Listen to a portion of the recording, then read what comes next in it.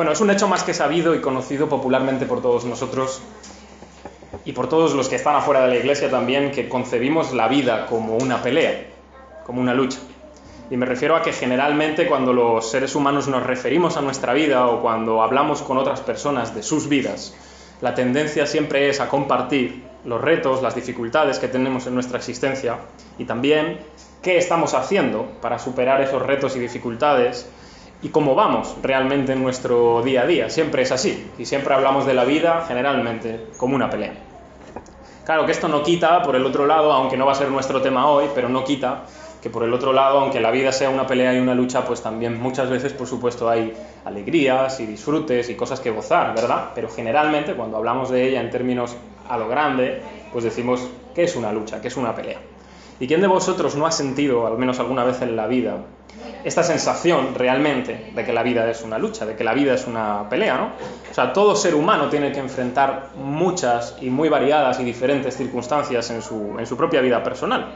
Hay quienes, por ejemplo, luchan con una mala economía, con una economía escasa y se pasan la vida intentando superar esto o luchar de alguna manera para poder vivir con lo que tienen. Hay otros que se enfrentan a lo mejor al desempleo o que tienen empleos pero constantemente van y vienen porque son empleos que, como suelen llamar, basura. Entonces están un tiempo, salen, van a otro y luchan toda su vida con la estabilidad, a lo mejor. Otros luchan con la desesperación en alguna situación complicada de su vida. Aquí podemos poner cualquier etiqueta a esto, ¿verdad?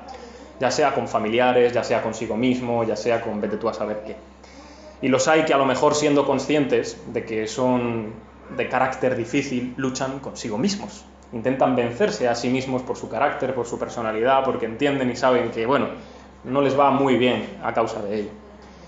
Pero si la vida en general ya trae consigo esta realidad de que es una pelea y de que es una lucha, ¿qué diríamos acerca de la vida cristiana? Es decir, cuando ya nos metemos dentro de quienes creemos, de quienes confiamos en Dios e intentamos vivir la vida de tal manera que queremos agradar a Dios y hacer su voluntad. Pues de nuevo no decimos nada novedoso. La vida cristiana también es una batalla encarnizada con el peor de todos los enemigos, de hecho, que es como veis en el título en pantalla, nosotros mismos. Es la pelea contra nosotros mismos, la peor de todas y el peor enemigo que existe. Ni siquiera el diablo es tan difícil de pelear con él como nosotros mismos. Porque a Satanás lo vence el Señor, y con que estemos al lado del Señor, él huye de nosotros, dice Pedro. Pero de nosotros mismos, aunque intentes huir, siempre estás ahí para autoboicotearte. Y ese es el mayor de los problemas, que siempre nos estamos persiguiendo, ¿verdad? Esto es lo que vamos a leer y esto es lo que vamos a meditar en esta mañana, en una pelea, en una lucha. Y además, como digo, con nosotros mismos. Así que vamos allí al capítulo 7 de la carta a los Romanos y lo vamos a leer por completo y dice así: ¿Acaso ignoráis, hermanos, pues hablo con los que conocen la ley, que la ley se enseñorea del hombre entre tanto que éste vive? Porque la mujer casada está sujeta por la ley al marido mientras éste vive, pero si el marido muere, ella queda libre de la ley del marido. Así que si en vida del marido se uniere a otro varón, será llamada adúltera, pero si su marido muriere, es libre de esa ley, de tal manera que si se uniere a otro marido, no será adúltera. Así también vosotros, hermanos míos, habéis muerto a la ley mediante el cuerpo de Cristo, para que seáis de otro, del que resucitó de los muertos, a fin de que llevemos fruto para Dios. Porque mientras estábamos en la carne, las pasiones pecaminosas que eran por la ley obraban en nuestros miembros, llevando fruto para muerte. Pero ahora estamos libres de la ley, por haber muerto para aquella en que estábamos sujetos, de modo que sirvamos bajo el régimen nuevo del Espíritu y no bajo el régimen viejo de la letra. ¿Qué diremos, pues? ¿La ley es pecado? En ninguna manera, pues yo no conocí el pecado sino por la ley, porque tampoco conociera la codicia si la ley no dijera, no codiciarás. Mas el pecado, tomando ocasión por el mandamiento, produjo en mí toda codicia, porque sin la ley el pecado está muerto, y yo sin la ley vivía en un tiempo, pero venido el mandamiento, el pecado revivió y yo morí. Y hallé que el mismo mandamiento que era para vida, a mí me resultó para muerte, porque el pecado, tomando ocasión por el mandamiento, me engañó y por él me mató. De manera que la ley a la verdad es santa y el mandamiento santo, justo y bueno. Luego, lo que es bueno, ¿vino a ser muerte para mí? en ninguna manera, sino que el pecado, para mostrarse pecado, produjo en mí la muerte por medio de lo que es bueno, a fin de que por el mandamiento el pecado llegase a ser sobremanera pecaminoso. Porque sabemos que la ley es espiritual, mas yo soy carnal, vendido al pecado. Porque lo que hago no lo entiendo, pues no hago lo que quiero, sino lo que aborrezco, eso hago. Y si lo que no quiero, esto hago, apruebo que la ley es buena. De manera que ya no soy yo quien hace aquello, sino el pecado que mora en mí. Y yo sé que en mí, esto es, en mi carne, no mora el bien. Porque el querer el bien está en mí, pero no el hacerlo. Porque no hago el bien que quiero, sino el mal que no quiero, eso hago. Y si hago lo que no quiero, ya no lo hago yo, sino el pecado que mora en mí. Así que, queriendo yo hacer el bien, hallo esta ley, que el mal está en mí. Porque según el hombre interior, me deleito en la ley de Dios, pero veo otra ley en mis miembros que se rebela contra la ley de mi mente y que me lleva cautivo a la ley del pecado que está en mis miembros. Miserable de mí, ¿quién me librará de este cuerpo de muerte? Gracias doy a Dios por Jesucristo, Señor nuestro. Así que yo mismo con la mente sirvo a la ley de Dios, mas con la carne a la ley del pecado. Hasta ahí leemos en esta mañana. Y como veis es un texto complicado, difícil, casi psicológico parece, ¿verdad? Entonces vamos a intentar descubrir medianamente lo que nos está diciendo aquí Pablo, porque llegar a la profundidad de esto, supongo que ninguno de nosotros somos tan capaces. Y vamos a ver la dificultad que tiene el texto y la dificultad que tiene la práctica de lo que ocurre y nos dice este texto tanto en nuestra vida como en la vida de Pablo. Y hablando de dificultad, todos, de modos muy diferentes, eso sí, en la vida todos nos hemos visto expuestos a tener que adaptarnos a nuevas circunstancias, ¿verdad? Hay quienes venís de otro país, como inmigrantes, por ejemplo, y habéis tenido que empezar una vida mucho más de cero que cualquier otra persona, adaptándoos a un nuevo país, a unas nuevas costumbres, una nueva cultura, una nueva forma también de vida, muy diferente a lo que era en vuestro país probablemente. Y luego hay otros que son de este mismo país, pero se han movido de lugar, se han movido de región o de ciudad, por lo que fuera, por diferentes motivos, ya sea familiares o de trabajo, y también han tenido que empezar una nueva vida en muchos aspectos, aun siendo de la misma nación, como digo. Y en esta iglesia pues tenemos ejemplos de las dos cosas, de hecho. Incluso el hecho de independizarte o de casarte, por ejemplo, es ya un gran cambio de vida en el que te tienes que adaptar. Es una nueva forma de vivir, es una nueva forma de existir en tu vida, ¿no? Y precisamente nuestro texto hoy nos empieza a hablar algo así de esto, de algo de casarse y de matrimonios, ¿no? Pablo hasta ahora ha estado usando imágenes de esclavitud, es decir, que éramos siervos, que estábamos pues vendidos a ese pecado, que hacíamos caso al pecado, que obedecíamos al pecado, pero que ahora habíamos sido cambiados de amo, de dueño, ¿verdad? De señor, ahora somos de Jesús. Ahora va a seguir tocando el mismo tema, aunque va a entrar en otro aspecto, y va a utilizar otra imagen. Ahora, la imagen que va a utilizar es la del matrimonio, en este caso.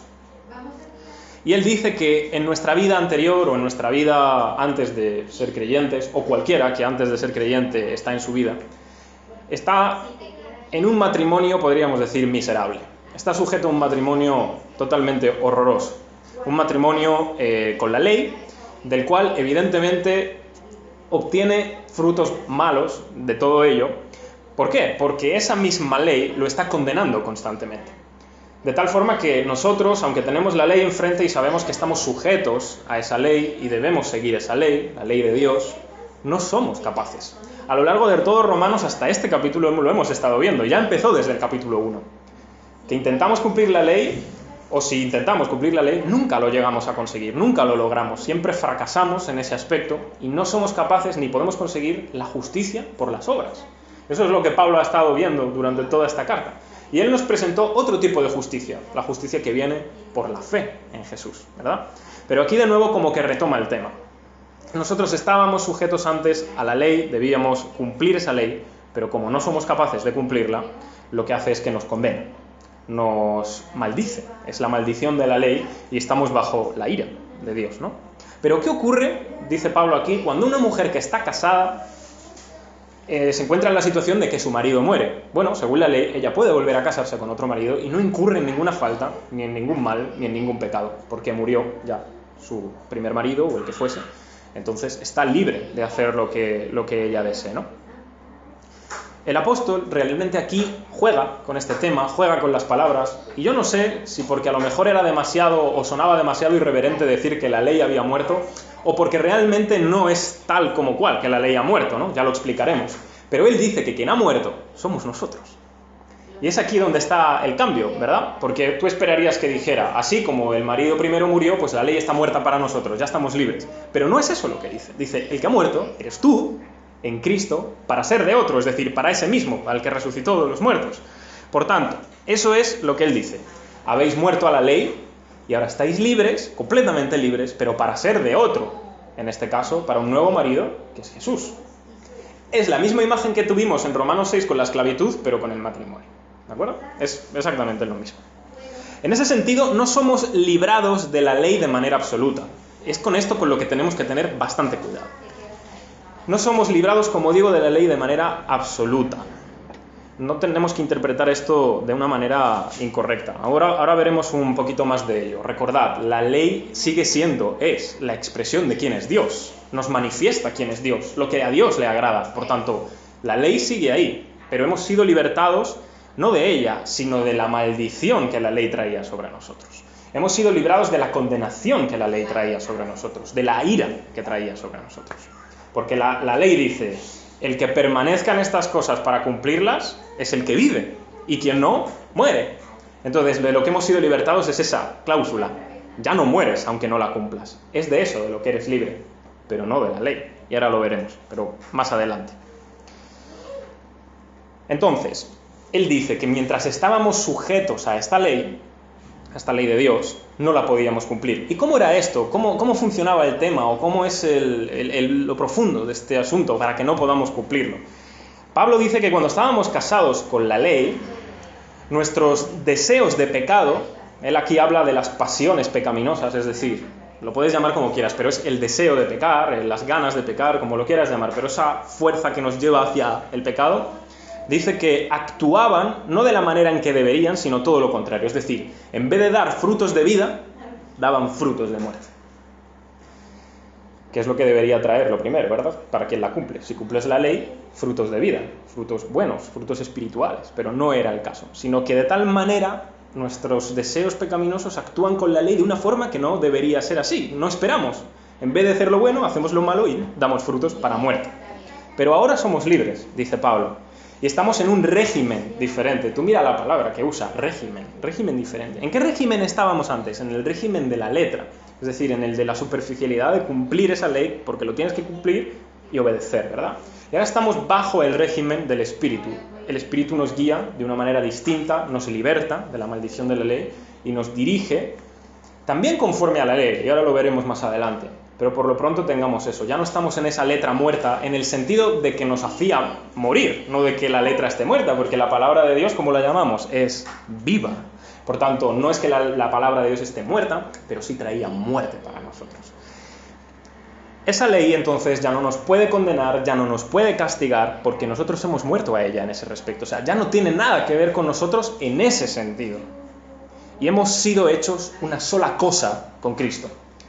Vosotros recordaréis ese texto esencial, ¿verdad?, de Génesis, cuando dice, dejará al hombre a su padre y a su madre y se unirá a su mujer y serán los dos una sola carne. Bueno, pues esto mismo es lo que el apóstol Pablo está diciendo aquí. Habéis sido hechos uno con Cristo, o sea, estáis unidos de tal manera que sois uno. Su vida es vuestra vida, igual que tu muerte fue la suya. Estáis unidos. Esto se ha llamado siempre, desde la teología más antigua, la unión mística.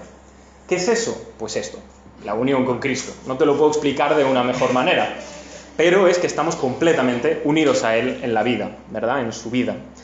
Él ahora es nuestro marido, ¿verdad? Como iglesia, Él es nuestro marido. Y entonces nos ha dado su espíritu para que vivamos bajo ese nuevo régimen. Claro, esto significa una nueva vida, porque venimos de una vida completamente distinta, una vida en la que no podíamos cumplir la ley, una vida en la que ni siquiera pensábamos en cumplir la ley. Claro, aquí Pablo también seguramente está hablando a judíos, y los judíos sí conocían la ley y no podían cumplirla. Pero imagínate nosotros que ninguno de nosotros somos judíos en ese sentido étnico, ¿verdad? En ese sentido racial. Nosotros ni siquiera cumplíamos esa ley, y quienes habéis conocido la ley desde pequeños porque habéis ido a la iglesia, igualmente, o sea, os habrán enseñado que esa ley es imposible de cumplir por uno mismo, ¿no? De hecho, por eso se habla tanto del Evangelio en la Iglesia, porque el único que lo ha podido cumplir es Jesús. Pero es una nueva vida. Y después de venir de no querer cumplir la ley o de no poder cumplir la ley, ahora resulta que estamos con un nuevo marido que nos da su espíritu, que nos guía conforme a esa ley, pero claro, nosotros venimos arrastrando un matrimonio miserable. Estamos acostumbrados a otro tipo de vida. Es difícil adaptarse a esta nueva vida en el espíritu y conforme a la voluntad de Dios y ser guiados. Entonces hay una lucha dentro de nosotros porque queremos adaptarnos a esa nueva vida, porque amamos a ese nuevo marido que es Jesús, pero resulta complicado. Entonces, por eso el primer punto de hoy era la dificultad de adaptarse a una nueva vida. Lo que estamos viendo en este capítulo hoy es, aquí empieza una nueva vida, pero no es fácil de asumir, no es fácil de comenzar ni de seguirla. Entonces, aquí es donde estamos, ¿verdad? Aquí este es el primer punto en el que nos debemos concentrar. Llevamos tanto tiempo encerrados en una vida tan diferente que ahora las cosas son más difíciles, más complicadas, y vamos a ver ahora, en este segundo punto, de hecho, la complicación de esta vida. Y lo he querido llamar el cuadrilátero del cristiano. Supongo que todos sabéis que es un cuadrilátero, ¿verdad? Es un ring de boxeo. Bueno, es difícil adaptarse a esta nueva vida de la que Pablo nos habla aquí por una razón doble. La primera razón es porque es un cambio. Y el hecho de ser un cambio ya requiere una complicación, ¿verdad? Pero además, segunda cosa, se trata de un tipo de vida tan nuevo y tan distinto a cualquier otra cosa que hayamos experimentado que implica mayor esfuerzo poder vivir de esta nueva manera. Entonces, podríamos decir sin miedo que la vida cristiana es como subirse a un ring en el que tienes que pelear, pero el problema es que tienes que pelear contigo mismo y que encima no te puedes salir de ese ring hasta el último día. Porque el último día serás sacado de ese ring y no por ti, sino por otro, por el Señor.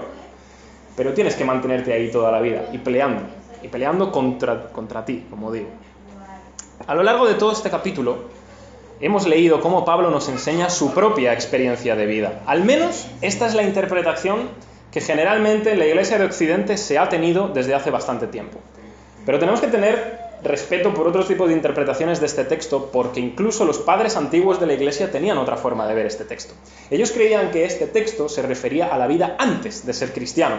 Porque claro, era una complicación tan difícil lo que él habla aquí, y muchos padres de la Iglesia, a los que respetamos y admiramos, creyeron así. Incluso San Agustín, que es uno de los grandes teólogos de la Iglesia.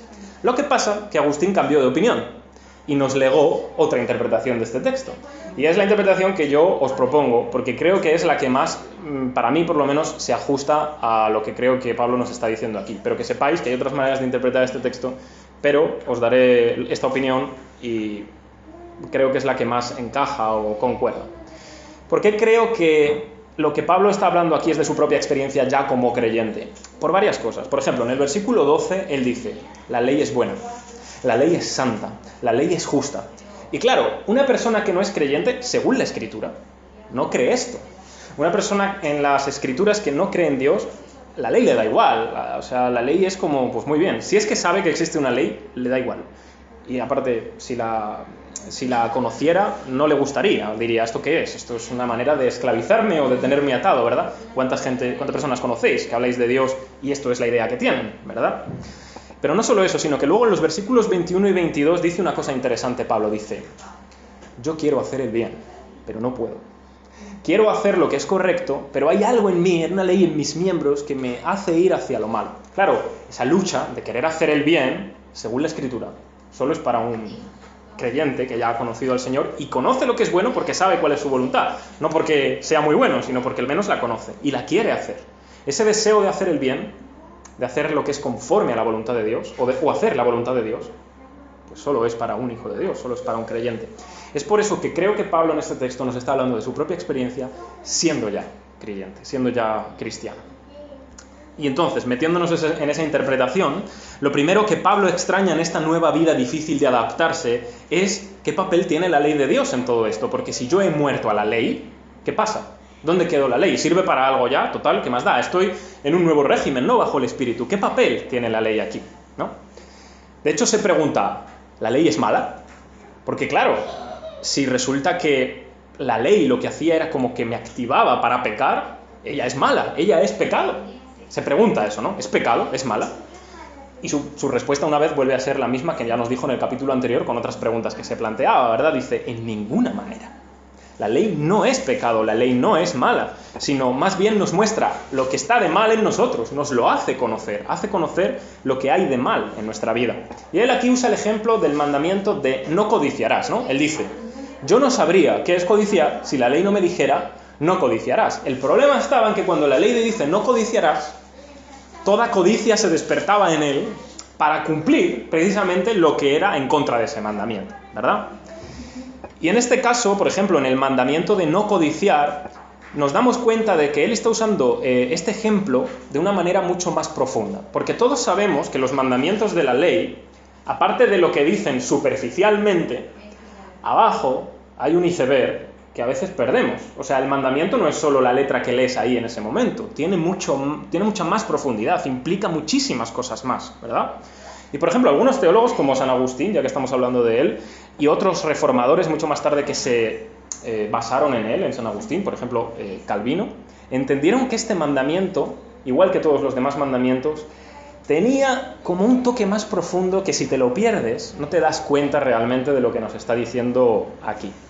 Entendieron que la codicia realmente es un deseo desordenado.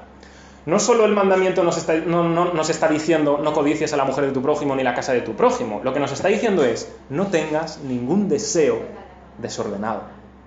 Y ese mandamiento ahora mismo se acaba de ampliar a tal punto que cualquiera de nosotros, si dependiésemos de la ley, pues ya sabéis lo que toca. Porque ¿quién de nosotros no ha tenido aquí, no uno, sino multitud de deseos desordenados, de desear lo que no deberíamos desear, de querer lo que no deberíamos de querer? Y esta codicia es lo que la Biblia llama concupiscencia, esta palabra que a veces encontramos por allí que se nos resulta rara. Eso es la concupiscencia, es ese como deseo desordenado de algo que no es bueno, que es pecado y que luego nos lleva a pecar, definitivamente. Pero incluso el propio deseo malo ya está mal, ya es un pecado. De hecho, allí, por los albores de la humanidad, en el principio de Génesis, nos encontramos una frase que a mí siempre me ha llamado la atención. Quizás es una de las que empezaron a hacerse plantear aquello del pecado original. Dice, todo designio de los pensamientos del corazón de ellos, del ser humano, era de continuo solamente el mal. Eso dice en Génesis 6, antes de que venga todo el tema del diluvio. El pensamiento de ellos era de continuo solamente el mal. Por tanto, la ley nos enseña, en primer lugar, cuán profundo y cuán de raíz está insertado el pecado en nuestra vida, hasta el punto de que los propios deseos, aunque no hagamos nada, aunque no llevemos a cabo la acción, pero el propio deseo ya está mal, ya está desordenado. En segundo lugar, descubrimos que el mal y el pecado no provienen de Dios, provienen de nosotros. Porque aquí Pablo está diciendo, ¿la ley es pecado? No, la ley me enseña lo que está mal en mí. Y eso es interesante que lo sepamos y que lo tengamos en cuenta. El pecado no viene de Dios, el pecado viene de nosotros. ¿Que el origen del mal es un misterio? Sí, pero viene de nosotros, eso es lo que está diciendo la Escritura. Nos muestra nuestro propio mal de tal manera que de una manera misteriosa, como que lo hace salir a flote y hace que seamos inexcusables. La ley te lo mira y como que lo saca. Y entonces ya dejas de ser excusable para Dios. Ahí está tu pecado. Y encima lo cometes, ese es el problema, ¿verdad? Y la tercera cosa que nos enseña la palabra de Dios aquí es, el pecado es tan terrible que se aprovecha de lo que es bueno, como es el caso de la ley de Dios, para llevarnos a actuar mal. Y esto lo sabemos todos, quizás en otro tipo de experiencias, ¿no? Porque basta que te digan una cosa que no puedes hacer, y lo primero que te sale, voy a hacerlo. Es el primer deseo natural. O sea, no hagas esto, ¿cómo que no? Es que es el primer deseo que sale del corazón, lo voy a hacer. Así pues, es como actúa la ley de tal manera en nosotros. Pero no porque la ley sea mala, sino porque nosotros, nuestra maldad, como que sale a flote y dice, y lleva a cabo lo que no debería llevar a cabo, ¿no? Y entonces esto, como digo, pues bueno, lo hemos experimentado multitud de veces. Aquello que es bueno y que es para vida, para nosotros, a nosotros nos resulta para mal y para muerte, porque nuestro pecado, dice él, por medio del mandamiento, nos engaña y nos mata. Está como personificando un poco él aquí el pecado, ¿no? Entonces el pecado nos engaña por medio del mandamiento y para allá que va. También nos recuerda un poco como a Génesis, ¿verdad? Recuerda un poco como a la mentira y al engaño de la serpiente y del diablo. Oye, ¿cómo que Dios os dice que esto, no? Está como jugando, yo creo, un poco con este tema. Pero aquí está hablando del pecado de uno, claro. Finalmente, entonces, como digo, el pecado nos engaña, nos lleva a desobedecer la ley, y por ese motivo, por la misma ley, nos mata. Claro que la cosa no es que se resuelva más con lo que acabamos de decir, sino al revés. Pablo se enrevesa todavía más. Porque hemos dicho que la ley es buena, pero entonces hace otra pregunta. ¿Lo que es bueno vino a ser muerte para mí? Porque, claro, él se sorprende de esto también. Una vez más, la respuesta de Pablo es no. No es que lo que es bueno vino a ser muerte para ti. Más bien es que el pecado, que es el malo de la película aquí, para mostrar toda su maldad, es decir, para mostrarse realmente como es, sobremanera pecaminoso, dice Pablo aquí, aprovechó lo que es bueno para producir en nosotros la muerte. Y aquí es donde empieza la dificultad de este capítulo. Porque aquí ya nos encontramos con una realidad espiritual, psicológica, yo no sé, extraña, rara, que yo creo que Pablo tampoco comprende 100%, ¿no? Me da la sensación, pero él está describiendo lo que ocurre en su vida. Entonces, hay algo que sí que conoce bien. Nos lo está mostrando. Y lo curioso es que mientras estamos leyendo nosotros este capítulo, nos damos cuenta de que a nosotros también nos ocurre algo semejante, algo similar en este sentido. Y bueno, Pablo aquí comienza pues a comentar, ¿no? Que él es carnal, él es vendido al pecado, pero que él hace lo que no entiende, ¿no? Porque lo que quiere hacer no lo hace, sino que hace aquello que aborrece, aquello que odia. Por tanto, dice, si eso es lo que sucede, no es él quien hace aquello, sino el pecado que mora en él. Y aquí tenemos que hacer un parón, rápidamente. Porque claro, esto da lugar a tantos malentendidos, ¿verdad? Claro, no soy yo quien hace el mal, sino el pecado que mora en mí. ¿Yo qué culpa tengo? Y ya desde la antigüedad, por supuesto, porque como la mentira, el engaño y el mal no son nuevos, todos lo sabemos, pues ya desde la antigüedad hubo muchos que se aprovecharon de esto. Y dijeron, claro, pues es que lo importante en la vida del ser humano es su parte espiritual. La parte espiritual está todo bien, nosotros confiamos en Dios y tenemos fe. Ahora, la parte carnal, la parte mala, pues eso, que pase con ella tampoco pasan mucho, ¿no? O sea, podemos hacer cualquier pecado o lo que sea, ¿qué más da? Si esto no vale para nada, es malo, ¿verdad? Pues, por ejemplo, los gnósticos, quizás, que separaban mucho este tema, se aprovechaban de este tipo de pensamiento, ¿no? Pero tenemos que tener en cuenta que Pablo aquí no está como excusándose, ¿no? Como diciendo, bueno, es que es el pecado que mora en mí que me lleva por este lado, ¿no? Él está describiendo realmente lo que a él le sucede.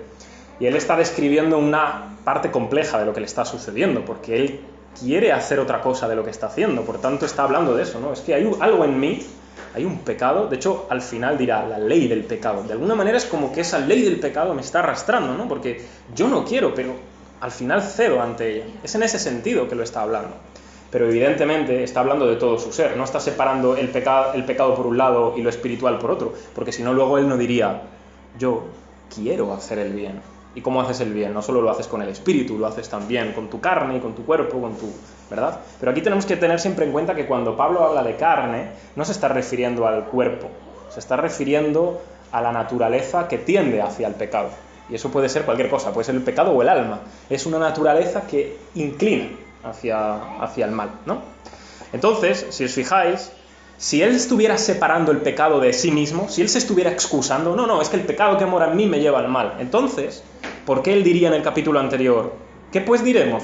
¿Perseveraremos en el pecado para que la gracia abunde? Él no hubiera dicho eso en el capítulo anterior si estuviera tan claro que es el pecado que mora en él. Simplemente hubiera dicho, bueno, convivid con ello y ya está, dedicaos a lo espiritual, ¿no?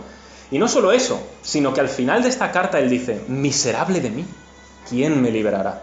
Por tanto, lo que está viendo en él es una lucha, no una excusa. Lo que pasa es que esa lucha no la entiende bien, porque él dice, lo que me pasa no lo entiendo, lo que quiero, eso no lo hago, sino lo que no quiero, lo que aborrezco, eso hago. Entonces tengamos en cuenta que no es una excusa, sino que está describiendo. Así que Pablo no está diciendo aquí, bueno, esto es lo que hay que aceptarlo, ¿verdad? No, todo lo contrario, él está diciendo, soy consciente de que hay una lucha en mí, y sigo luchando, ¿verdad? Es una guerra, ¿no? Guerra del pecado. Efectivamente, es una guerra. Entonces, la vida cristiana, según lo que nos está hablando aquí Pablo, es una lucha incansable contra nosotros mismos. Esto es lo que tiene que caracterizar la vida del cristiano.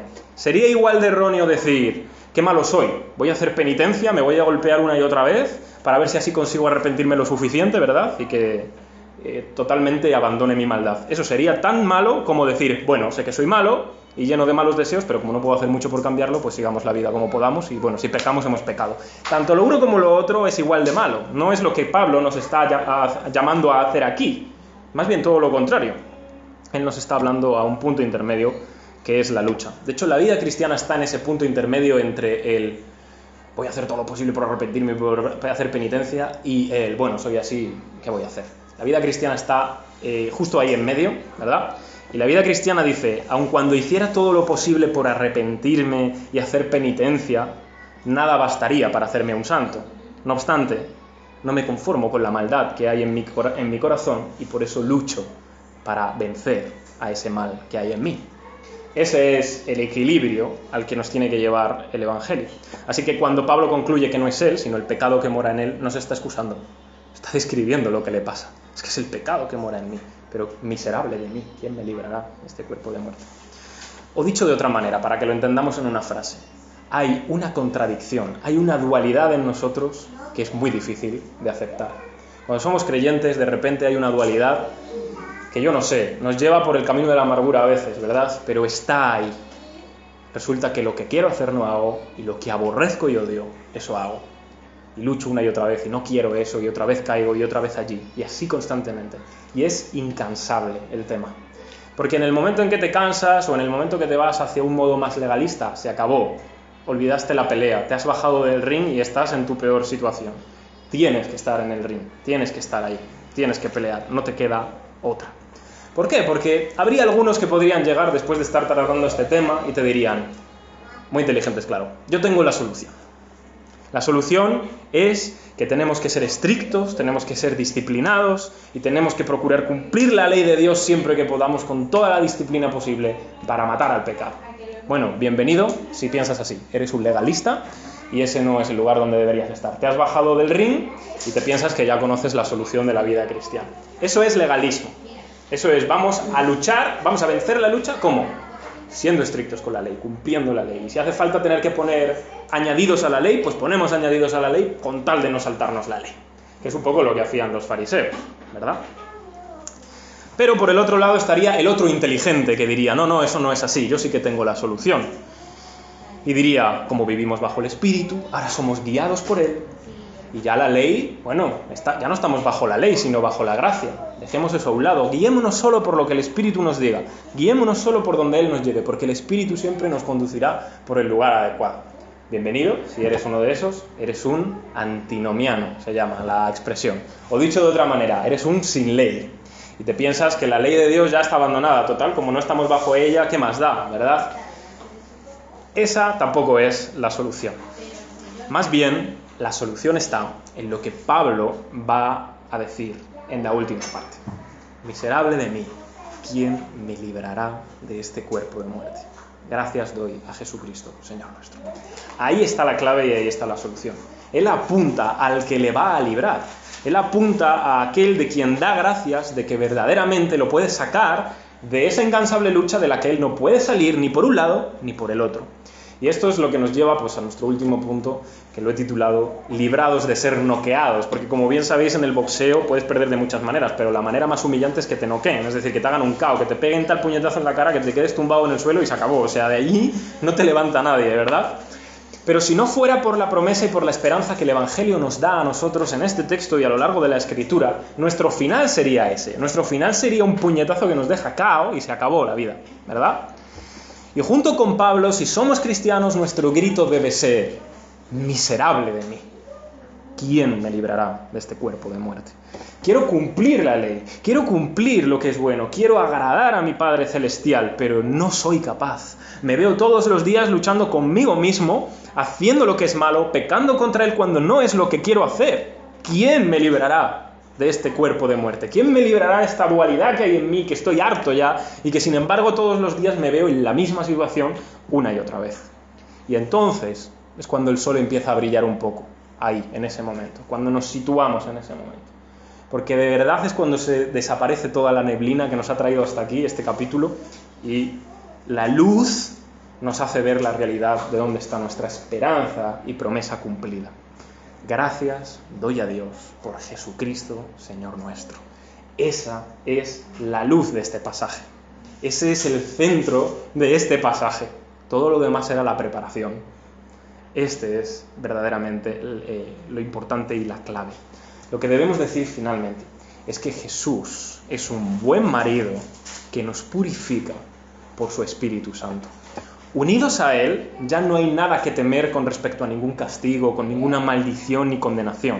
Él no toma la ley en su mano para condenarnos y para castigarnos como hacía ese primer marido, sino que nos da su Espíritu, y junto con su Espíritu hay una profecía que resuena por allí en un profeta antiguo que dice: escribiré mi ley en sus corazones.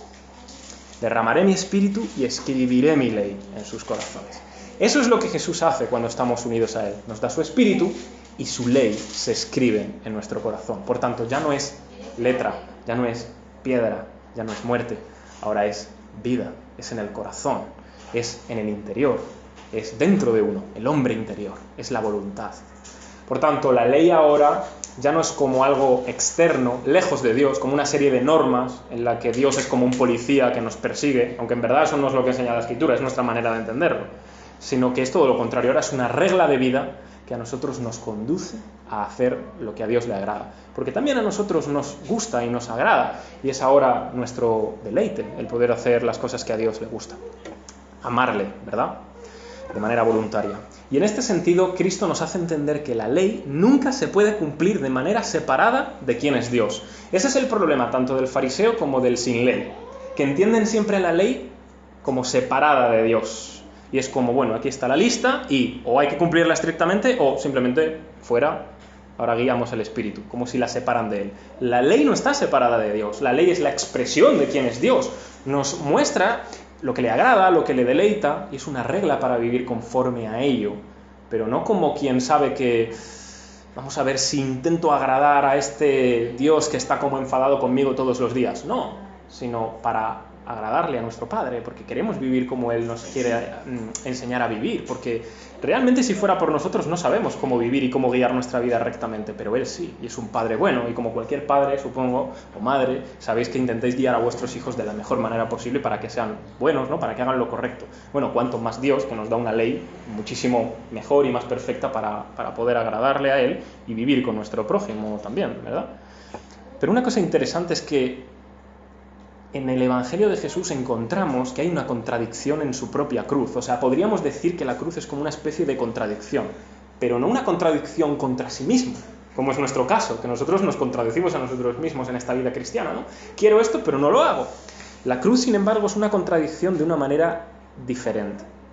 Porque en la carta a los Hebreos encontramos una cosa que dice allí el autor. Dice: considerad aquel que sufrió tal contradicción de pecadores contra sí mismo, para que vuestro ánimo no se canse hasta desmayar, porque aún no habéis resistido hasta la sangre combatiendo contra el pecado. La contradicción que Jesús sufre en la cruz es la de la hostilidad de todos nosotros como pecadores, sabiendo que Él debe cargar con ese pecado en su propio cuerpo sobre el madero, para perdonar los pecados y para perdonar a los pecadores que están contra Él en ese momento. Esa es la contradicción. Él está muriendo por nuestros pecados para perdonar nuestros pecados, y allí estamos nosotros como pecadores llevándolo hacia la muerte. Y además es una contradicción porque en la cruz el justo y el bueno está sufriendo en su propia carne la maldición de esa ley de manera injusta. De tal punto que Pablo llegará a decir que maldito todo aquel que es colgado en un madero, que Él se hizo maldición por nosotros cuando murió en la cruz. El justo por los injustos, para llevarnos a Dios, como dice Pedro en su primera carta. Pero debemos entender que no todo se queda en la cruz, que no todo se queda en la tumba, que la historia cristiana no termina ahí. Como bien estamos aprendiendo en el credo, al tercer día resucitó de entre los muertos. Y yo creo que la resurrección de Cristo es nuestro último punto clave hoy, es lo que nos da la esperanza de que podamos vivir una vida coherente delante de Dios. Porque ahora estamos en una lucha incansable, que a veces tenemos ganas incluso de abandonar, aunque el autor en Hebreos nos está diciendo: recordad aquel que tuvo tal contradicción de pecadores contra sí mismo, para que vuestro ánimo no se canse hasta desmayar, porque vosotros todavía no habéis derramado vuestra sangre por el pecado. Y hubo uno que sí y no desmayó. Entonces, nosotros ahora estamos cansados a veces en esta vida, pero pronto, muy pronto, en comparación con los años de nuestra vida y la eternidad, esa pelea se va a acabar. Nos vamos a bajar de ese ring, y el que se va a quedar noqueado es pues nuestra carne, ¿no? Nuestro viejo hombre allí. Ese sí se va a quedar noqueado y el Señor nos sacará victoriosos de aquí el cuadrilátero y estaremos presentes ante el Señor. Esa es nuestra esperanza. El propio apóstol Juan en su carta dice: pero sabemos que cuando Él se manifieste, seremos semejantes a Él, porque le veremos tal como Él es. Y todo aquel que tiene esta esperanza en Él se purifica a sí mismo, así como Él es puro. Todo aquel que comete pecado infringe también la ley, pues el pecado es infracción de la ley. Y sabéis que Él apareció para quitar nuestros pecados y no hay pecado en Él. Y yo creo que esta es la clave. Tener esta esperanza de que lo veremos tal como Él es, nos hace purificarnos a nosotros mismos. Tener una vida que poco a poco, aún en la lucha, va siendo más coherente con lo que Dios quiere de nosotros, realmente. Pero es el amor que Él ha tenido por nosotros primero el que es capaz de llevarnos a esto. Y es una respuesta de amor lo que nos llevará a una vida con Dios, no una ley separada de Dios y bueno, a ver qué toca hoy la lista. No, así no funciona. Es agradar al Señor porque es mi Padre y porque soy su Hijo. Y aun cuando los años pasen y cada vez os veáis peor, más pecadores, más terribles, más miserables, con peores deseos, y tú digas, bueno, ¿qué esperanza hay para mí? Porque yo debería ser alguien santo y no me veo como alguien santo, la verdad. Me veía más santo el primer día de mi vida cristiana que ahora. Bueno, tranquilos, no os preocupéis, porque hay otra promesa por allí. Hay una promesa que está en capítulo 5 de Efesios, si mal no recuerdo, y que además conecta las dos cosas. Ese matrimonio con Jesús y esa nueva vida. Dice: Cristo amó a la Iglesia y se entregó a sí mismo por ella, para santificarla, habiéndola purificado en el lavamiento del agua por la palabra, a fin, o sea, ¿con qué motivo hizo esto? De presentársela a sí mismo. Una iglesia gloriosa, que no tuviese mancha, ni arruga, ni cosa semejante, sino que fuera santa y sin mancha. Hasta 2 veces repite la misma cosa, que sea santa y sin mancha. Cuando Dios dice cosas 2 veces, y la dice una vez es suficiente, pero cuando lo dice 2 veces, ten por seguro que eso va a suceder. Y lo que nos está prometiendo aquí Dios es que su iglesia, que somos nosotros, y cada uno como individuos formando la iglesia, un día estaremos delante de Él, santos, sin mancha y sin arruga. Y habrá una vida coherente delante de Dios, que de alguna manera ya ha empezado esa lucha y cada vez nos vamos aproximando. Pero finalmente no es nuestra disciplina, no es cuánto de duro soy con cumplir la ley, es Él mismo amándonos lo que transforma nuestra vida. Es Él mismo cada día mostrándonos su misericordia y su gracia, lo que manifiesta su propia vida en nosotros. Y unidos a Él, damos fruto de vida para Él. Y yo creo que esa es la clave. Pero que Dios nos ayude para ser capaces de entender esto y vivirlo. Porque si no, ya veis lo que es este capítulo, ¿verdad? Una lucha inagotable, y si te cansas en un lado o te piensas que eres más listo que nadie, te bajas del ring y se acabó. Así que mantengámonos ahí en el ring, por duro que sea, porque abajo está aquel que de verdad nos va a llevar a la victoria realmente.